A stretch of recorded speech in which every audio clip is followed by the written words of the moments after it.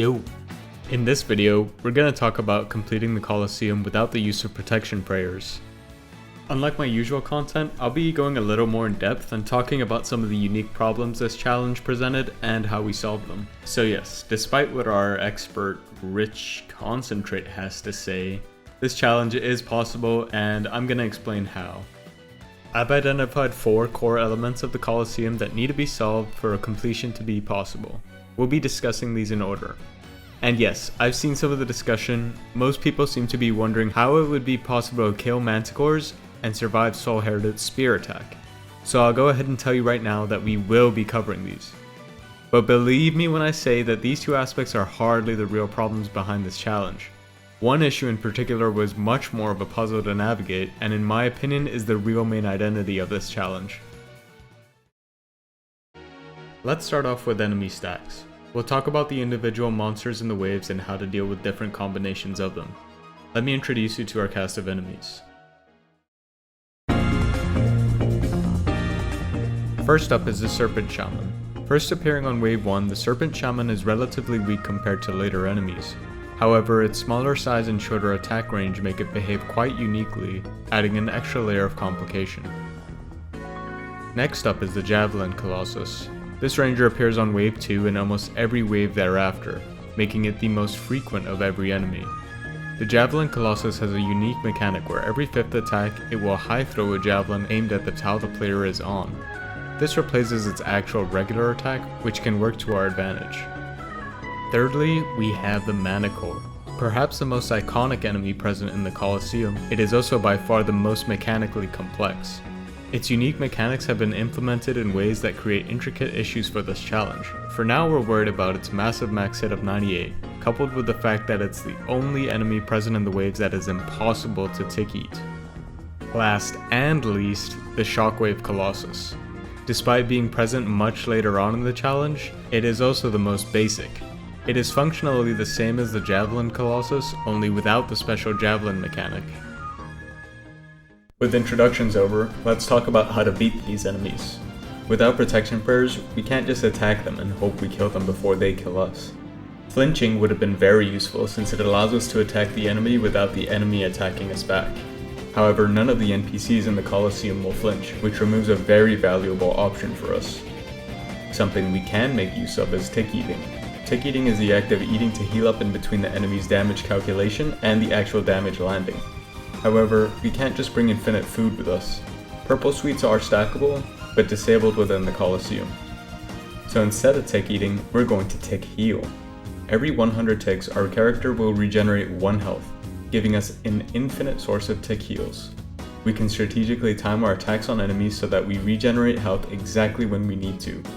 The Regen Bracelet lets us regenerate 2 health instead of 1, making it possible to tick heal 2 NPCs at once. The only resource consumed for this strategy is time. The Hit Points Cape has a separate regen timer that we can use to regen twice per minute instead of once, which can save time. But what about the Manticore? Tick healing the Manticore doesn't work, and believe me, I tried many different ways.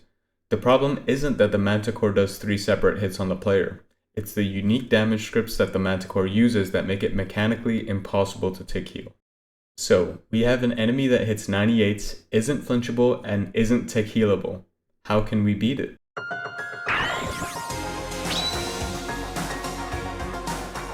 These are a modifier that cause a bee swarm to spawn. While these are very annoying to deal with, we can still use them to our advantage. You see, bee swarms will slowly but surely drift toward your character, and when you attack them, you're guaranteed to hit your max hit. When they die, they respawn 30 seconds later from their randomly selected spawn point. Always max hitting means that attacks that heal us like the SGS spec will heal as much as possible. Since the bees drift towards us, we can use these SGS specs while safe spotting the rest of the enemies. And since they respawn indefinitely, we can repeat this process over and over until we are full HP. And if we're full HP, we can always survive a Manticore attack, giving us a way to safely trade hits with a Manticore and not die.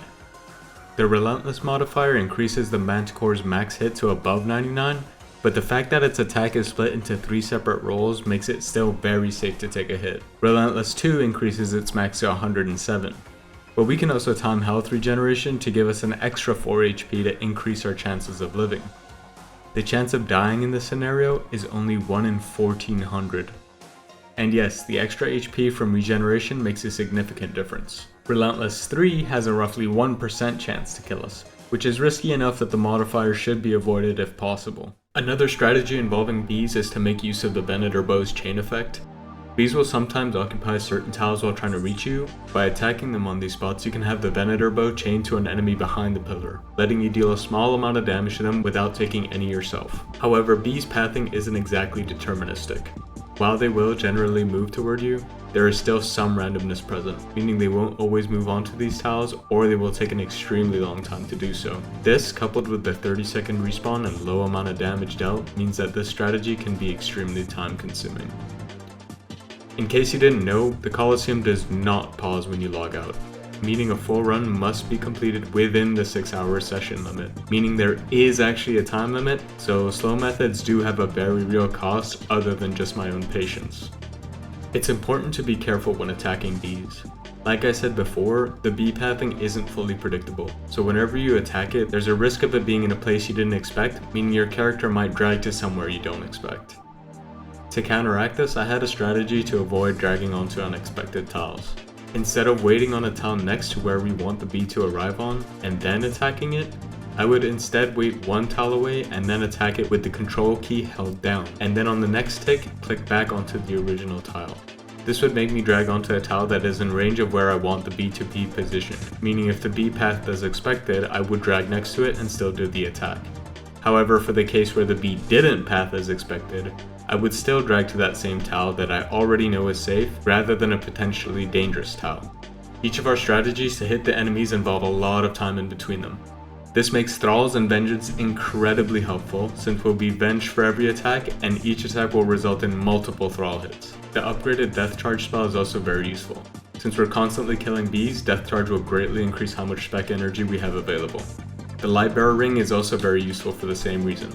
Time is a scarce resource in this challenge, and these things save a huge amount of it. Okay, back to the main enemies. So we know how to handle each enemy individually.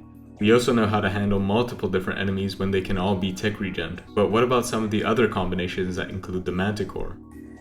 In this setup, we have a Manticore in the back and a Ranger in the front. Since we can only tick regen the Ranger, we can't get hit by both of these NPCs at the same time. But by doing specific movement, we can make it so that only the back NPC has line of sight to the player, and then go back behind the safe spot before the front NPC can gain line of sight. With this alone, we can deal some damage to the Manticore by using Vengeance twice. However, we can take advantage of the Manticore's long attack cooldown of 10 ticks, and leave the safe spot again with careful timing, this time being able to attack the Manticore whilst doing so. In the process, the Ranger attacks us, but we time the entire sequence so that we tick regen it. Well, what if we swap the order? A Manticore in the front and a Ranger in the back. We can apply the same strategy of only letting the back NPC see us and rely purely on venge damage. But for important reasons I'll talk about later, you don't want to leave the Manticore as the last NPC alive. So how can we kill the Manticore first?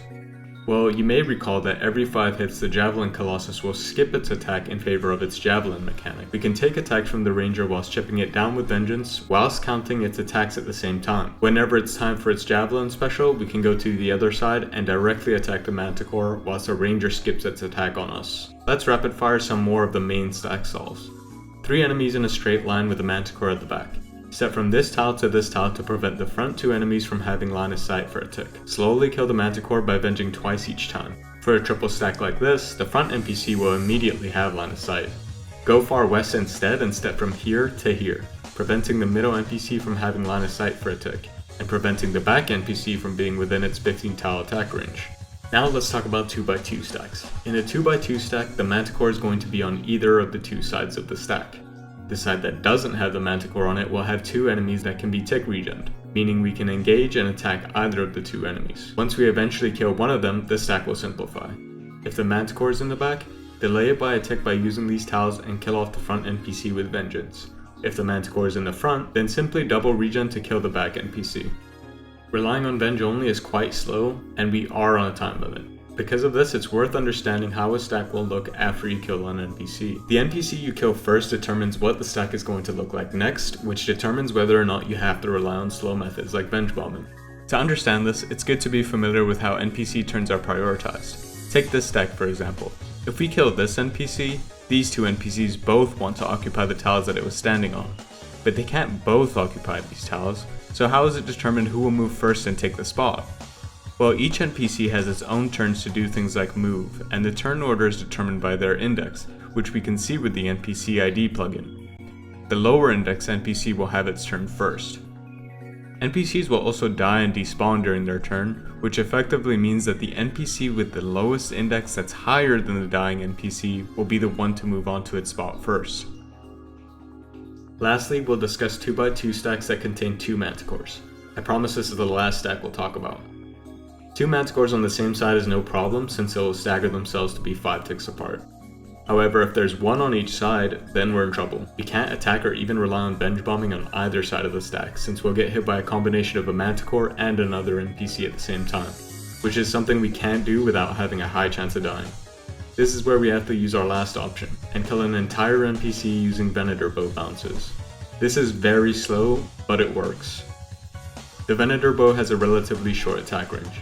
With Myopia 1 we can still use it effectively, but with Myopia 2 we lose a lot of potential bounces because we can only hit the bees on much more specific tiles, making the process even slower. Myopia 3 basically removes our ability to Venator bounce on bees at all, and for this reason it should be avoided as much as possible. We now know how to deal with monsters that spawn at the start of the wave, but what about the reinforcements? This is our next element to solve and it won't take as long to get through. After around 40 seconds, a wave of reinforcements will be spawned. When at the northwest pillar, they will spawn north, with 3 different possible spawn tiles. On waves 1, 2, and 3, only a Jaguar Warrior will spawn. On 7, 8, and 9, only a Minotaur will spawn. These are simple to deal with as they'll automatically safe spawn. On the rest of the waves, a Serpent Shaman is also spawned alongside the melee. The 2 reinforcements can't spawn on the same tiles, meaning there are 6 different permutations to deal with. Half of the time the Serpent Shaman will automatically be stuck behind the melee reinforcement, causing it to be safe spotted. From here, we can ensure that we're in the best position possible to take on the Shaman in a 1v1, before we kill the melee and unsafe spot the Shaman. We SGS spec to heal up to full on bees, cast Vengeance, and we can also use the Venator bow to deal damage to the Shaman whilst it's safe spotted. Timing a hit so that the Venator bow also hits a bee will cause the Thrall to attack the Shaman, and it also means the melee will take less damage. This helps us get the Shaman to even lower health before the melee dies. Once the melee dies, we're locked into a 1v1, but because of our preparation, this is usually a cakewalk. But what about the other half of the permutations? If nothing is done, the Major will stay in front until it has line of sight to the player, locking us into an unprepared 1v1. For reasons I'll explain later, we'll have low HP in this context, so having to engage in a 1v1 with the Shaman here is really not ideal. So I developed a strategy to get the Shaman stuck behind the melee more often. With strategic positioning, we can have the enemy safe spotted behind the pillar to make a wall that prevents the melee reinforcement from getting stuck on the east side. This setup will cause the melee and the Major to line up horizontally. Once the Shaman gains line of sight to the player, we step out of line of sight for one single tick.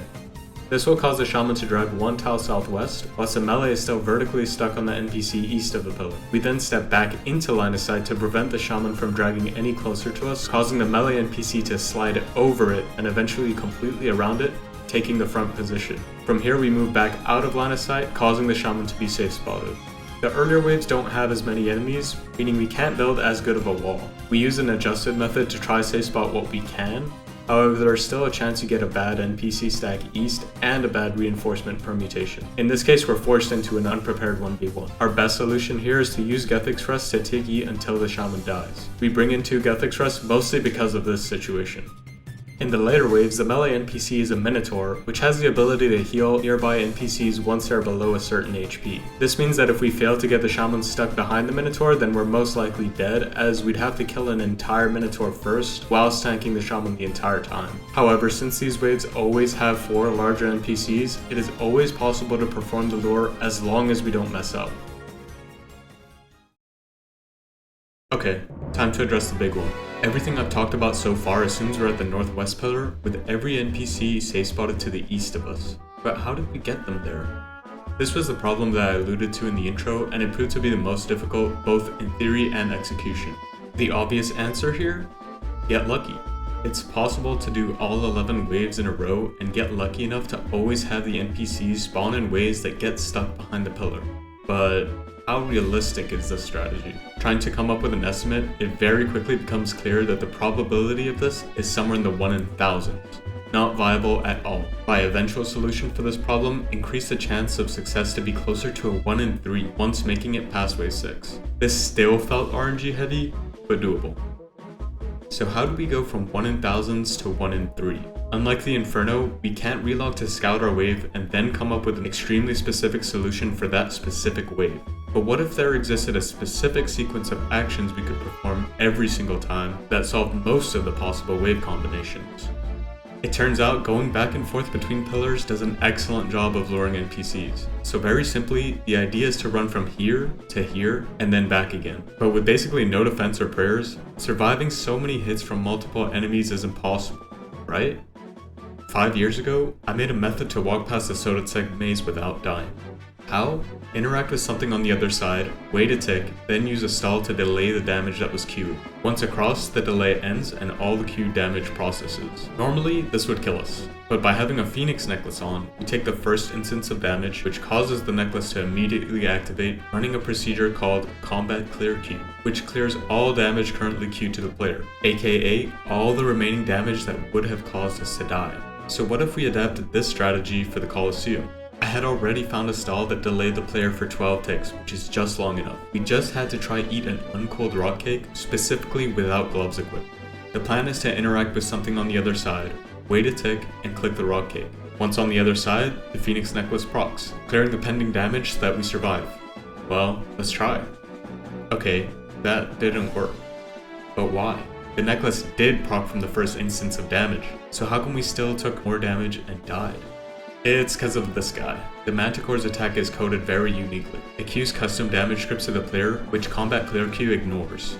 We can't clear the damage from the Manticore, we can't tick eat it in any way, and we can't reliably survive it when it's combined with other NPCs, even at 99 HP. There are no options left to survive the damage when changing pillars. This insanely specific issue with the Manticore was the first major roadblock for this challenge.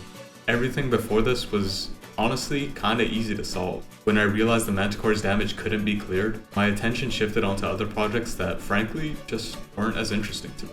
I was still convinced this challenge was possible, I just needed to figure out the right solution. But it turns out I may have actually had the key the entire time. This eventual realization was what really kicked things into motion.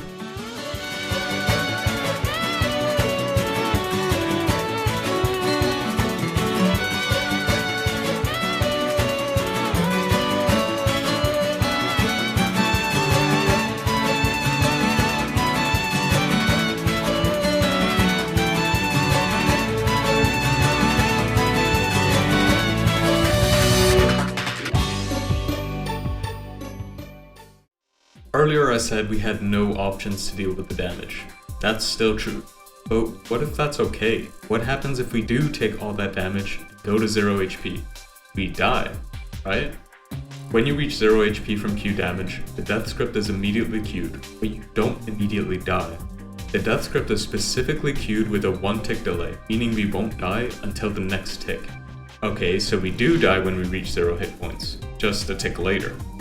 But something I haven't mentioned yet is that Combat Clear Queue doesn't just clear damage, it can also clear the death script. New idea, cross to the other side while delaying damage just like before, but this time intentionally let all the damage land and take me to 0 HP first to queue death. Then proc a Phoenix Necklace to clear the queue death within that 1 tick window before it occurs. But proccing a Phoenix Necklace in this context is complicated. The window is small, and you cannot proc a Phoenix Necklace on 0 HP. We need to heal to above 0 HP, then take damage to proc it.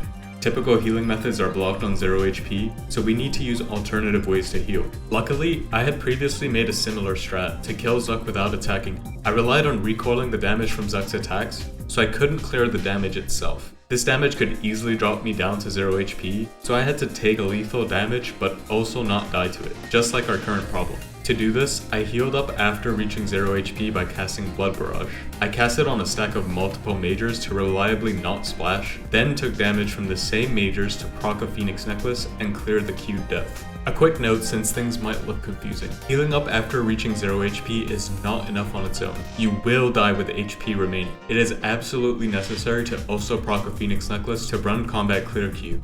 We aren't healing up from 0 HP to avoid death. It's too late for that. We are healing our HP purely so that it is possible to proc a Phoenix Necklace, since they can only activate at 1 to 19 HP and not 0.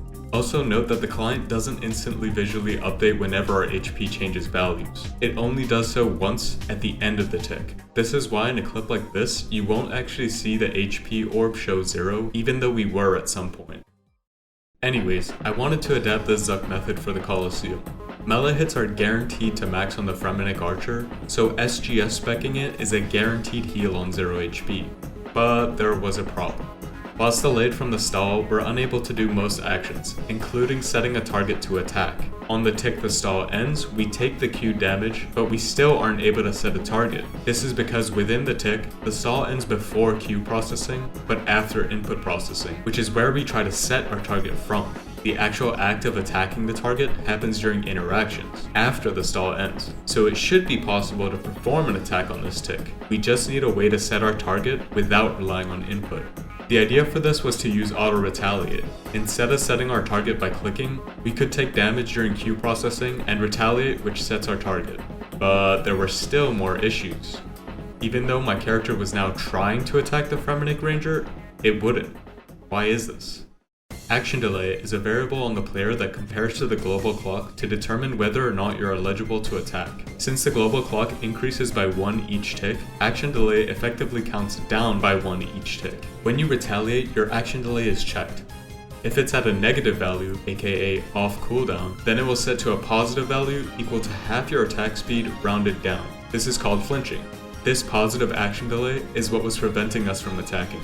If you retaliate with a positive action delay, the value remains unaffected and we don't flinch. But since your action delay is already positive, you're still delayed from attacking. But by retaliating on a value of exactly 0 action delay, we don't flinch and are able to immediately attack without having to wait. Okay, so to attack on the tick the stall ends, we would have to retaliate whilst having an action delay of exactly 0. But it's not like we can just herb tar 2 ticks earlier to set our action delay. Like mentioned before, our inputs are blocked.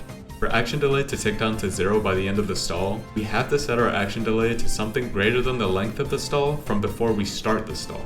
Portable and viable ways to set your action delay are rare, especially ones that set it to such a high value. The Dream spell sets your action delay all the way to 10. This alone isn't high enough, but eating food adds an additional 3 ticks of action delay. Araxite venom sacs behave as food in this context and are stackable. We can now preemptively set up enough action delay that by the time our stall ends, our action delay will tick down to 0, allowing us to retaliate without flinching. And it worked. We got hit to 0 HP, then healed to 18 with the SGS spec. Now we just needed to take damage to proc the Phoenix Necklace. Venom sacs and the Locator Orb actually damage you too late. They queue damage from input, but are death queued from the previous tick. Queued scripts are processed first in, first out, meaning that when queue processing happens, the death process is first. We'd have to use something that didn't queue damage and instead just dealt it directly. The answer to this was Zamorak Brews. Click a P-Neck first, then a Zamorak Brew to equip it, then proc it with self-damage before the death script runs. And success! Except after testing this multiple times, something went wrong. Normally, you retaliate to the last thing that attacked you. In a situation like this with multiple hits, the first hit causes retaliation. It should cause retaliation to the last enemy that attacked, which is always the Fremennik Ranger. So how come in this clip, I retaliate to the Manticore instead? Well, the custom damage scripts it uses once again come with some troublesome unique behavior. They cause retaliation, but specifically toward the Manticore. Basically, if we retaliate from a source of damage other than the Manticore, we'll retaliate to the last NPC to attack, the Fremennik Ranger. But if the Manticore is the first source of damage, we'll retaliate to the Manticore, causing us to die. At this point it was clear that the auto-retaliate method was too problematic to work. This issue would mess up this method too often for it to be worth using. But it wasn't all for nothing. Developing this method spawned new ideas for alternative methods that could potentially work. At this point in time, my focus shifted toward Deadman All-Stars. But in the back of my mind, I was still thinking about the wave lure, and I was pretty confident that one idea in particular would finally work. Eventually the time came to test this new idea. See, with the auto retaliate strat, we healed from 0 HP by attacking, happening here during interactions. But clearly, attacking wasn't going to work out. Well, the new idea healed from here, during timers. When attacking with the Soul Reaper axe, 8 damage is taken, a soul stack is gained, and a 20 tick timer is initiated. When the timer expires, a stack is lost and we're refunded the 8 HP. This 8 HP heal is what we're going to use. Testing it, this did work to avoid dying, but the problem was attacking 20 ticks in advance to start the timer. Setting up west wasn't viable, as we'd have to wait around whilst getting hit by multiple enemies. Instead, we'd have to start the lure method from the previous wave. Condition the last enemy to be low HP, then kill 2 bees with the Soul Reaper axe, gaining 2 stacks. Then kill off the last enemy with the axe, gaining a 3rd stack and restarting the 20 tick timer. From the exact tick we swung last, we'll heal on 8 in 20, 40, and 60 ticks respectively. Spend the first 31 ticks waiting for the wave to end, orbing to 1 and mentally deciding which modifier to pick. Exactly 32 ticks after the last swing, confirm the selection. This timing means the 8 heal from the 2nd stack will automatically ticky any enemy that spawn near us, even if there are multiple. 8 ticks are spent doing this exact movement sequence to avoid friendly hits and to properly lure spawns to ensure they get stuck behind the east pillar. We also proc a Phoenix necklace with venom sacks, clearing Q damage to survive the second volley, but also to let us eat the rock cake, which can't be eaten if there's any damage currently queued. Manticore damage can't be cleared, but Manticores have a 10 tick charge up when they first see the player, meaning only non-Manticore NPCs can attack by this point. Eating the cake on tick 49 makes the stall end on tick 60, exactly when our third 8 HP heal is due. Finally, equip a Phoenix necklace and drink a Zami brew to proc it to clear the pending death. Okay, now for crossing back west. The first problem is that after using the hot cake, it drops to the floor. We need the cake back to use it again, so we have to pick it back up, but this requires gloves to be equipped, which is annoying. It also stalls you for a few ticks, which is bad because we want flexible movement to deal with the Fremenix, and don't want to let bees catch up. The solution? Telekinetic grab. Telegrab doesn't run the same script, letting us bypass both the glove requirement and the stall. It also lets us retrieve the cake from the far east, further away from the incoming bees. So dealing with the Fremenix and retrieving our rock cake looked like this.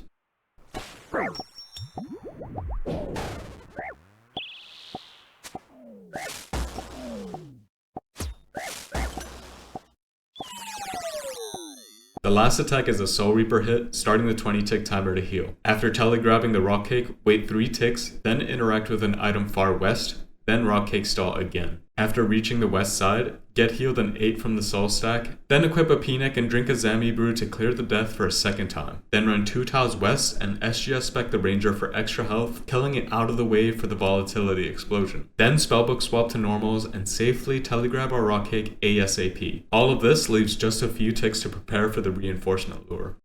That's pretty much the full lure method.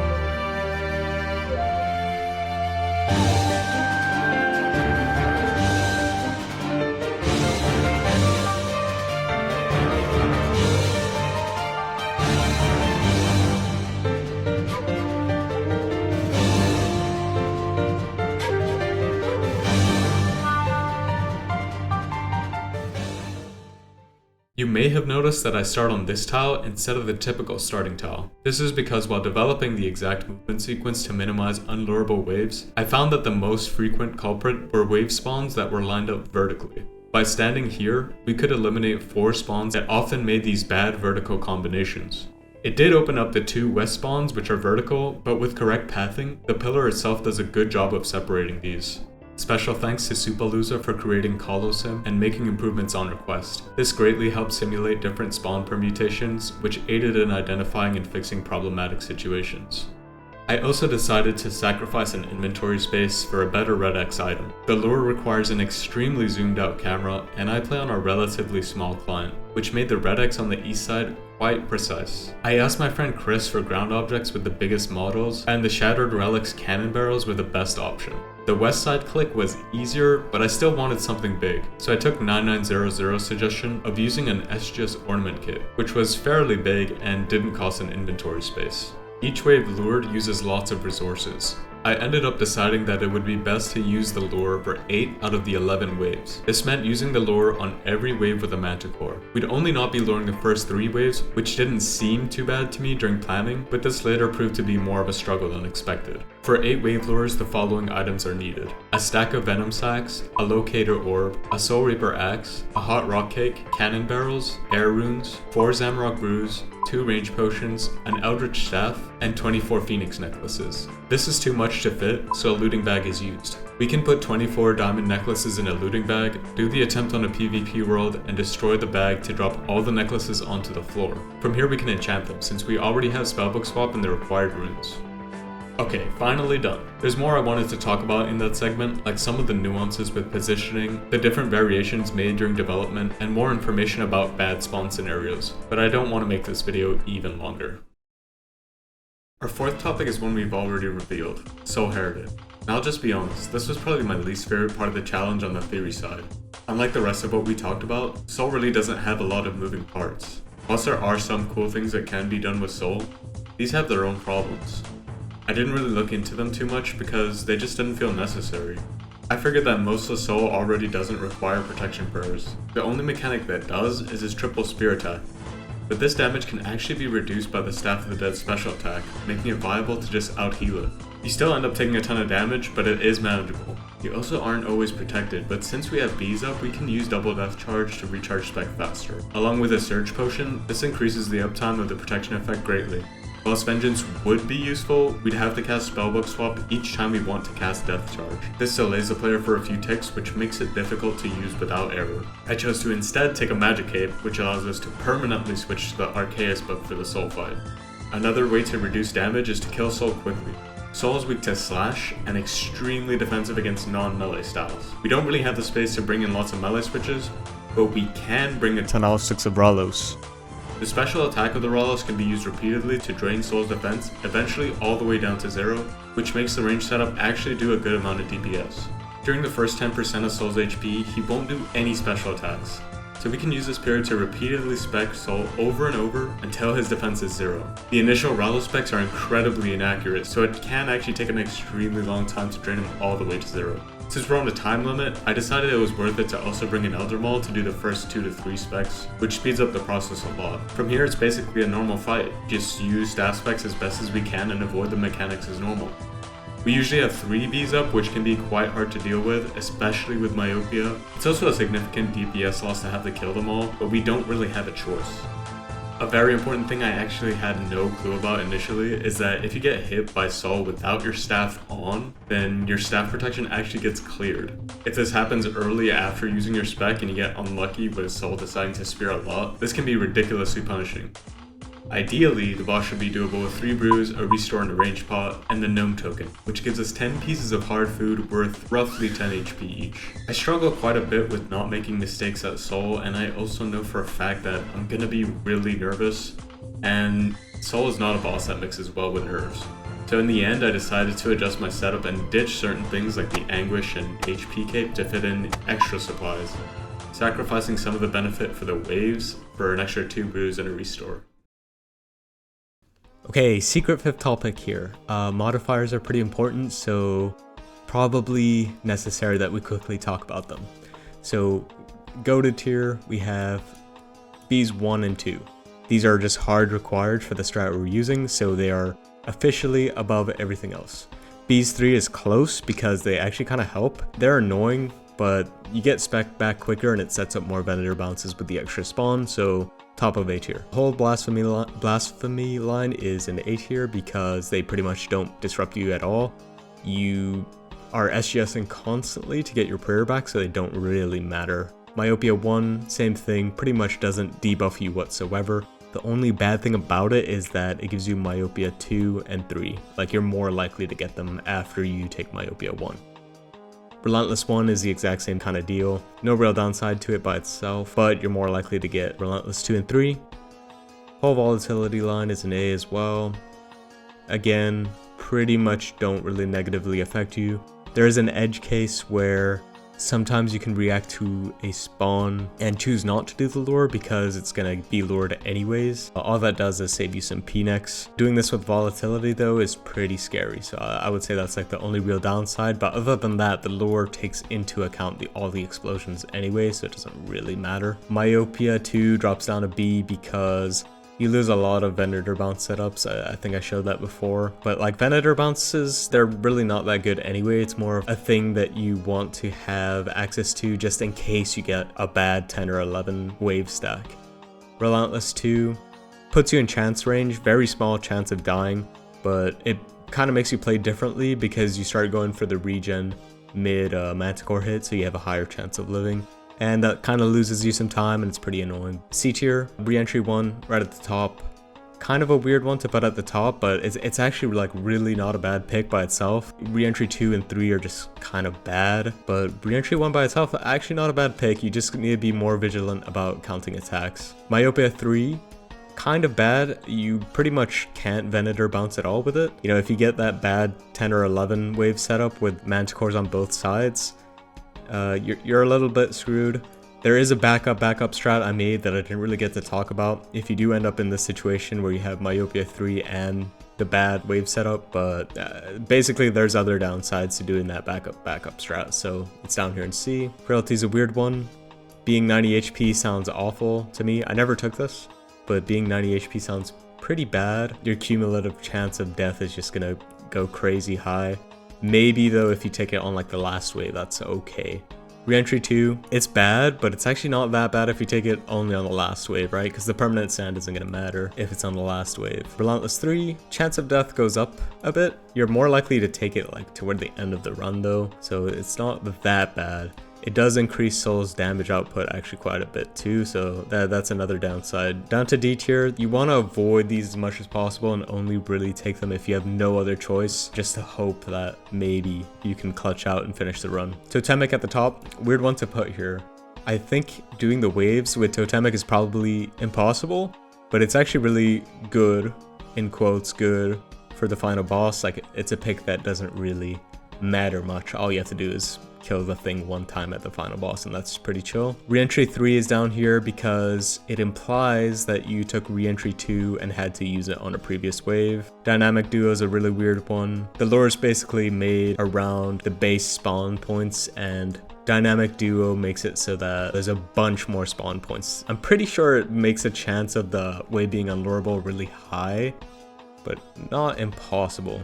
I did have to take this one time. I was forced into taking it one time, and it did immediately kill me by giving me an unlurable wave. Frailty 2 and 3, probably completely terrible, but maybe not impossible. You know, the 80 HP one, maybe you can get lucky one wave and survive. And the 60 HP one, maybe if you take it just on Soul, maybe that's like manageable. Probably impossible. I say probably because I'm only really thinking about the strats that I developed for this, but maybe with a totally different approach, you know, who knows. Red flag at the top, probably the most potential to be possible. The whole Doom line I put in here, now that I think of it, this one might be possible if you only take it on Soul. I'm just gonna leave it down here though. You know, you're always constantly taking hits off prey that are unavoidable. Manti Mayhem, sure, technically possible if you get rolled a 1 every time, but like, let's be real, that's never happening. The max hit just becomes way too high for the Manticore to realistically survive whatsoever. This is Quartet. I didn't think about Quartet like at all. I just kind of didn't want to think about it. Maybe this is like doable if you work it into the strat a bit. Solar Flare is one I'm really not sure about. It could be totally chill and totally fine to use, but I figured, you know, this is going to be so annoying to deal with that I just don't want to think about it. So I put it over here in the question mark. And yeah, there's probably a better way to communicate all of this, but I figured this is probably a pretty quick and easy way to just chug through all of them. With the way the lore works, you only have a limited amount of time to actually think and decide what modifier you're going to take, so it's pretty important actually to have a good idea of what it is that you want to pick right away. Okay, with realistically everything I can cover, this is what the setup ends up looking like when put all together. Don't think I talked about the trident. The trident, it just holds runes. When you uncharge it, you know, it spits out a bunch of runes. It just gives you more than you would have otherwise been able to fit, so that helps us save some space. Locator orb is to get to 1 HP so that the first volley of attacks during the wave lore calculate when you're 1 HP and you can actually tick them with your Soul Reaper. We do also have Araxite Venom Sacks in the bag which lower your HP, but the reason I like the orb is that it gets you to 1 really fast and you only have so much time during the wave lore. You know, you have to get everything done in a timely manner. The rest of the looting bag, we have our South of Dead, which is for the boss, Aldermaul for the boss, Soul Reaper for the lure, Dust Runes down here, 23 diamond necklaces, and then, you know, combined with the one on our neck, that's 24. Another thing worth mentioning is that, you know, every time you die, you have to go get another cake back, have to get another reward token back. You don't have to redo the orders, you just need to get the item back because it's lost on death. The SGS kit, if it's on the floor, obviously you will lose it. That costs a bit of money. Same thing with the cannon barrels. If you die, you lose it. I have like 100 of the kits in my bank because of this. And yeah, with everything covered, the next step from here is to actually do the process of resetting wave 1 to 3 over and over until we get Bs 1 and 2.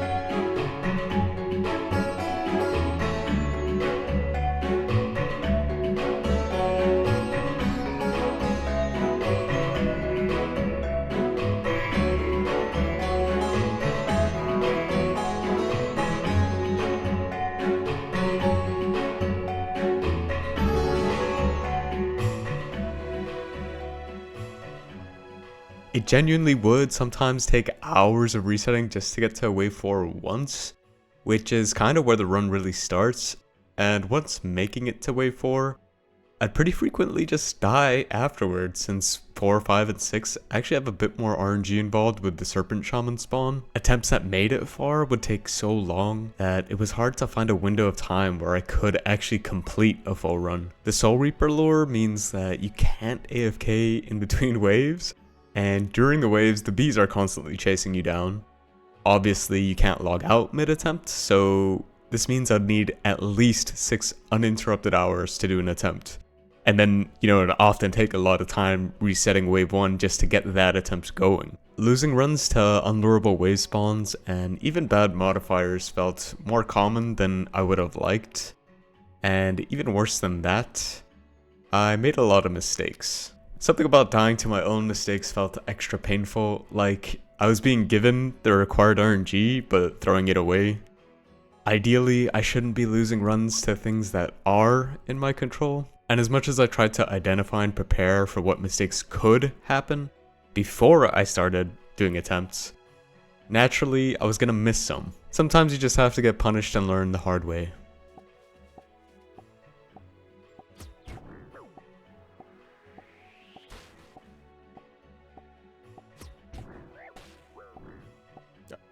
Okay, I'm dead. Yeah. Did it regen? Yeah, I hit a 28 on 29 HP, then hit a 0, and then the ranger with 1 HP regenerated health on the exact perfect tick to survive my venge. Normal player damage can't be tick healed by NPCs. This was pretty unique to venge damage. Despite already knowing this, I forgot to take it into account and paid the price for it. Ironically, the tick healer became the tick healed. In hindsight, this death wasn't that unlucky. The ranger regens every 100 ticks, so there should be about a 1% chance this happens, which sounds low, but with how many NPCs I was killing this way, it isn't surprising that it eventually happened. But it was deaths like this that kind of shook my confidence. I was hesitant to do attempts because it felt like something I hadn't yet considered was going to go wrong. I was always worried that my planning wasn't thorough enough and that my completion chance in reality was actually way lower than my initial estimations, since there were unknown factors that I wasn't taking into account. I was also really anxious about Soul. I dreaded finally getting the run and making it to Soul only to die, as I know this boss isn't in my strong suit. I did send a bunch of practice kills on my main, but practice can only prepare you so much for the real thing. Scariest of all though were the disconnections. Jagex servers started being attacked around this time, and then my own internet issues started up again. There was a period of time where I was legitimately having doubts that I would actually ever get this done. But at the same time, I knew that the best I could do was to keep learning from errors and to keep attempting. Being disciplined with sending attempts would give me more chances, and fixing mistakes would make those chances better. As for disconnections, all I could do was hope.